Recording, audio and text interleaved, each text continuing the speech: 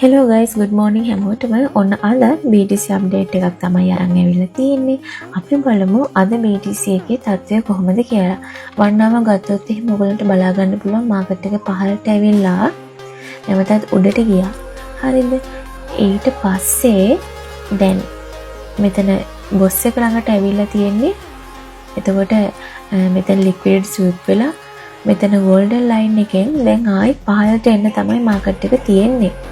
මොකද මෙතන චොච් එක තියෙනවා, ටාගට් එක තියෙනවා සහ මෙතන මේ වොලියුම් ප්‍රොෆයිල් හයි එක ක්‍රොස් කරලා තමයි උඩට ගිහිල්ලා තියෙන්නේ. හරිද? ඒ නිසා මාකට් එක මෙන්න මේ ටාගට් එක සීමාවට සහ මම හිතනවා මාකට් එක තව ටිකක් පහළට එන්න පොඩි ඉඩකඩක් තියෙනවා.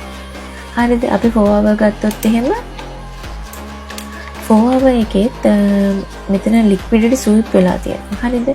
අනේ නිසා මේ golden line එකට නැත්නම් POC line එකට මාකට් එක නැවත එන්න ලොකු ඉඩක් තියෙනවා. ඒ නිසා ඔයගොල්ලෝ දාන entry දාන trade එක හරිම කල්පනාවෙන් දාන්න.